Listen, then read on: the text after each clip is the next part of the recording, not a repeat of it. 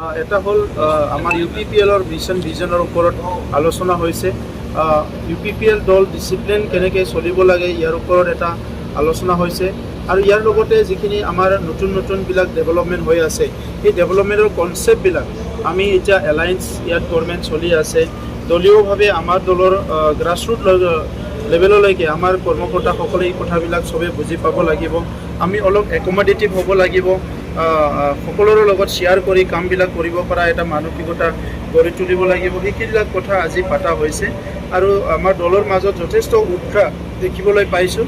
আমাৰ ডিষ্ট্ৰিক্ট কমিটিৰ নেতৃত্ব, কেন্দ্ৰীয় নেতৃত্ব সকলোৱে এটা উৎসাহ উদ্যম লৈ পেলাই কাম কৰিবলৈ এটা মানসিকতা ডেভেলপ কৰিছে আৰু চবেই এই কথাটো ৰাখিছে যে 17 বছৰত বড়োলেণ্ড অঞ্চলৰ ৰাইজৰ যথেষ্ট ক্ষতি হ'ল, কাৰণ আগৰ চৰকাৰখনে ৰাইজৰ উন্নয়নৰ কাৰণে একো কাম কৰা নাছিলে।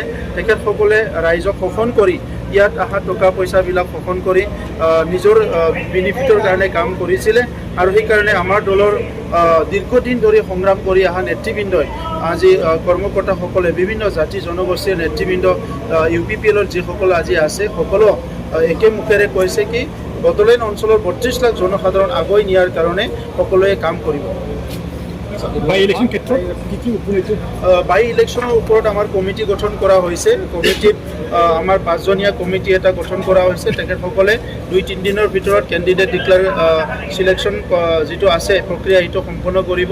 ইয়াৰ পিছত কেণ্ডিডেট ডিক্লেয়াৰ দিব আৰু আজি আমাৰ যিমানখিনি GM আমাৰ MCLA MLA মন্ত্ৰী আছে সকলোকে এই সমষ্টিবিলাকৰ কাম কৰাৰ কাৰণে দায়িত্ব ইতিমধ্যে আমি দিবলৈ প্ৰস্তুত কৰিছোঁ। হিটেড বাই ইলেকশ্যন চাব কমিটি বাই ইলেকশ্যন চাব কমিটিটো গোবিন্দ বসুমতাৰী ডাঙৰীয়াই হেড কৰিব।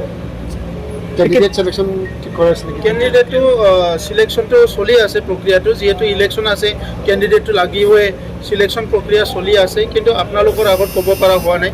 যেতিয়া ক'ব পৰা হয় মই কৈ দিম। আমি শুনিছোঁ লেণ্ড এডভাইজাৰী কমিটি গঠন কৰা চৰকাৰী লেভেলত। লেণ্ড এডভাইজাৰী কমিটি গঠন কৰা হ'ল চৰকাৰী লেভেলত।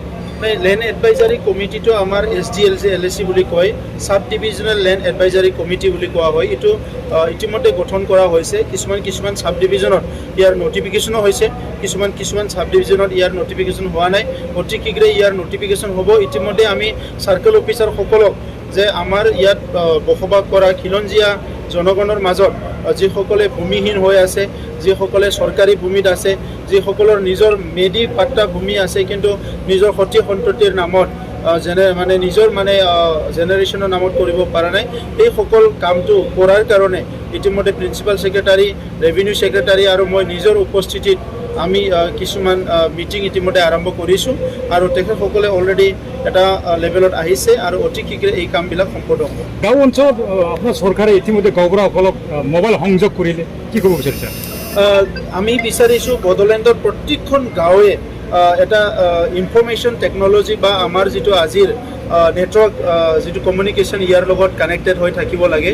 মূলতঃ আমাৰ গাঁওটো আমি এম্পাৱাৰ্ড কৰিব লাগিব, পাৱাৰফুল কৰিব লাগিব কিছুমান কামৰ কাৰণে। কাৰণ আমি চবেই জানো যে আমাৰ দেশখনত, আমাৰ ৰাজ্যখনত বা কাউন্সিলত আমাৰ লৱেষ্ট ইউনিটটো হ'ল ভিলেজ আৰু গাঁও, য'ত নেকি আমাৰ সকলো জনসাধাৰণ তাতে বসবাস কৰে।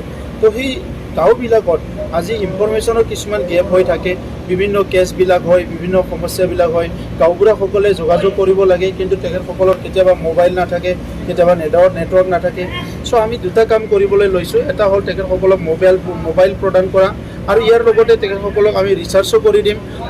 কাৰণ আমাৰ অঞ্চলৰ পৰা বাহিৰত বহুত ল'ৰা ছোৱালী পঢ়িবলৈ যায়, বহুত কাম কৰিবলৈ যায়, কিছুমান ট্ৰেফিকৰ ভিক্টিম হয়, কিছুমান সমস্যাৰ সন্মুখীন হয় আৰু সেইসকলক যোগাযোগ কৰিব নোৱাৰা হয়। সেইকাৰণে বড়োলেণ্ডৰ যিখিনি গাঁও আছে সেই গাঁৱত গাঁওবুঢ়াসকলক মোবাইল দি আমি তেখেতসকলক এটা কাম দিব বিচাৰিছোঁ যে তেখেতসকলে সপ্তাহত এবাৰ নিজৰ গাঁৱৰ পৰা যিবিলাকে পঢ়িবলৈ গৈছে, বাহিৰত বিভিন্ন সমস্যা লৈ গৈছে, তেখেতসকলক যোগাযোগ কৰিব আৰু সদায় এইটো ৰেকৰ্ড কৰিব আৰু যেতিয়া প্ৰয়োজন হয় এইটো পুলিচক, চৰকাৰক তেখেতসকলে ৰিপৰ্ট কৰিব।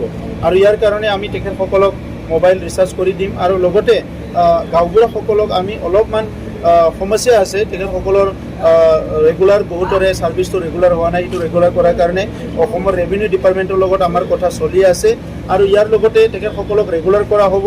য'ত গাঁওবুঢ়া খালী হৈ আছে এইটো নিয়োগ কৰা হ'ব আৰু য'ত 2-3টা লাট এজনে চলাইছে তাত নতুনকৈ গাঁওবুঢ়া নিয়োগ কৰি তেখেতসকলক গাঁওখন ভালকৈ চলাব।